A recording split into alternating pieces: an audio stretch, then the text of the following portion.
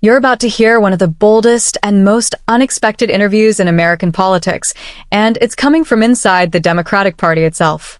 Senator John Fetterman just stood up to his own side, and what he revealed about Washington might shock you. Before we dive in, make sure you hit that like button, subscribe, and share this video, because stories like this rarely make it through the media noise, and it's up to us to get the truth out there. When you engage, you're not just helping this channel. You're helping more Americans hear what's really going on behind closed doors. So let's break it down together. After more than 40 painful days of a government shutdown that left millions of Americans struggling, Senator Fetterman finally had enough. He didn't come out defending his party. He came out defending the people. He talked about the human costs that most politicians ignore. More than 42 million Americans lost access to their SNAP benefits. Military families didn't get paid. Thousands of government workers, from office clerks to Capitol Police, showed up every day without a paycheck. Even air traffic controllers worked unpaid, making air travel less safe. Fetterman said, "That's not politics. That's chaos. That's pain for real people." And that's why he voted 16 times to keep the government open because, as he put it, it's not about the party. It's about doing my job and putting the country first. Now let's pause there. Think about how rare that mindset is today, a senator saying, "I don't care who gets the credit. I just want to fix it." That's what leadership is supposed to look like. When Sean Hannity asked him about the deep divide inside the Democratic Party, bringing up AOC, Bernie Sanders, and the Squad, Fetterman didn't hesitate. He said there's a real split between far-left ideologues and moderates like himself. And he made it clear which side he stands on.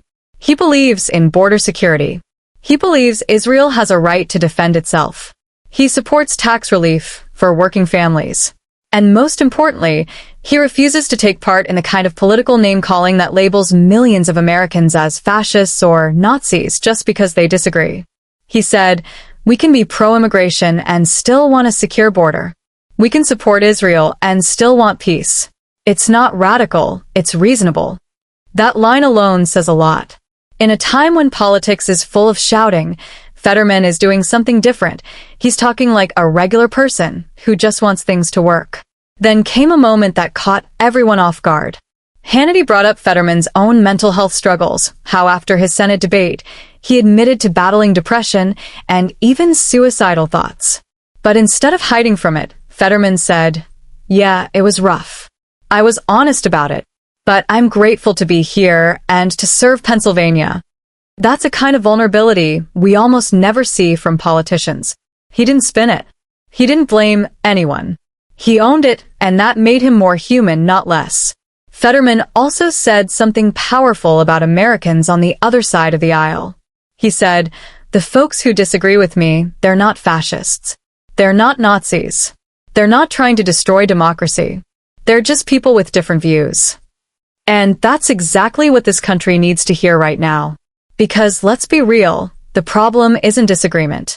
The problem is disconnection. We've reached a point where people stop listening to anyone who doesn't fit their party's narrative.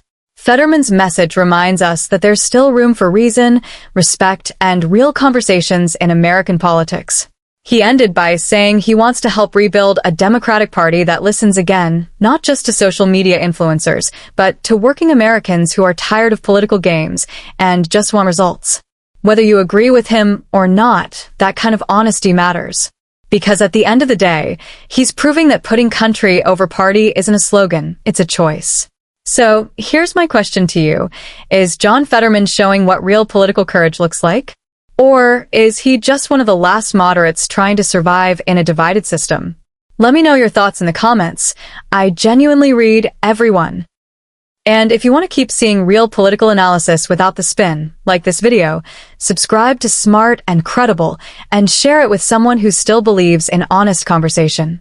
Because the more people who hear the truth, the stronger our democracy becomes. This is Smart and Credible, where we focus on facts, not noise. See you in the next one.